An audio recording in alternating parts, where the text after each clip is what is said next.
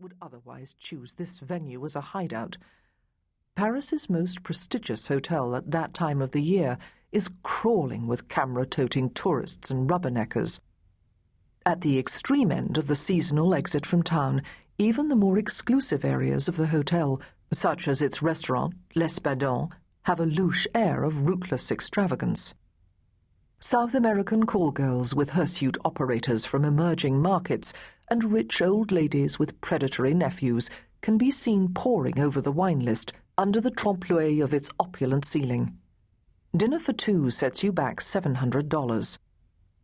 The ambiance this place typifies was exactly the kind Diana couldn't stand.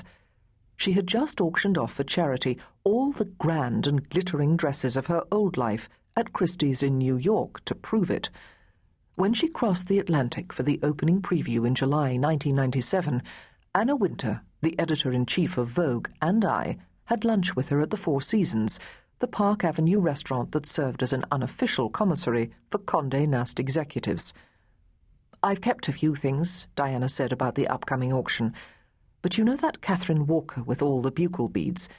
People in England don't wear those kind of clothes anymore." What struck me at lunch was how much celebrity itself had transformed Diana's appearance.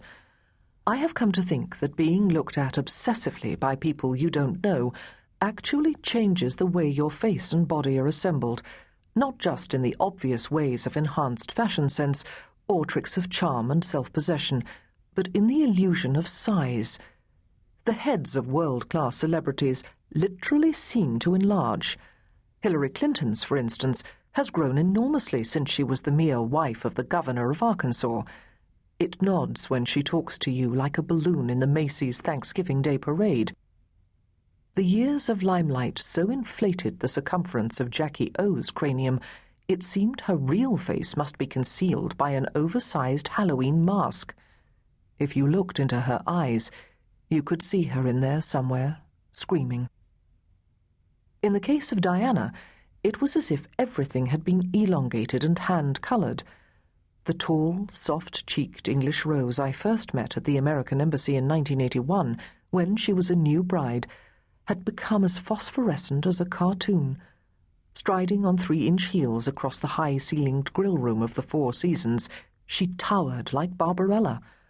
Her Chanel suit was a sharp, animated green, her tan as flawless as if it had been airbrushed on. The gently flushed skin of her face wasn't just peachy, it was softer than a child's velveteen rabbit. No wonder she made such an impact at the bedsides of sick children. Arriving in a flashing cone of artificial light, she must have seemed to them like a glowing angel come to soothe the sorrows of our world below.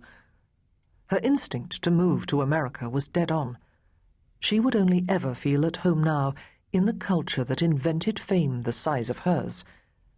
"You can feel the energy go up when the Americans arrive in July for Wimbledon," she told me wistfully. Diana was already worrying at lunch about where she might go in August. Putting out a deck chair in her spacious garden at Kensington Palace was not a conceivable option for someone with an aversion to books. Besides, it would be lonely. "It will be so difficult," she said, "without the boys." For a divorced princess, the month when glamour appearances are on hold only magnified the yawning empty nest inflicted by the upper-class pedagogical custom of sending children away to boarding school at the age of 8. For her 2 sons, William and Harry, August meant Balmoral with their father and deluxe vagrancy for their mother. Everyone from her old life had withdrawn to Spartan family lodges in the Scottish heather or rambling villas in Tuscany where they played Monopoly with their kids and read Frederick Forsyth novels.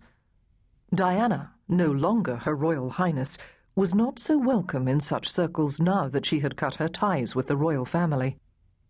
The moneyed social players of her newer London circle didn't rush to ask her to stay in August either. Who could face the palaver? It would be worse than having Madonna as a house guest. Not because Diana herself was spoiled or demanding. On the contrary, her notion of hedonism was to iron her own and her hostess's clothes herself. "I finished my ironing. Would you like me to do yours?" she called.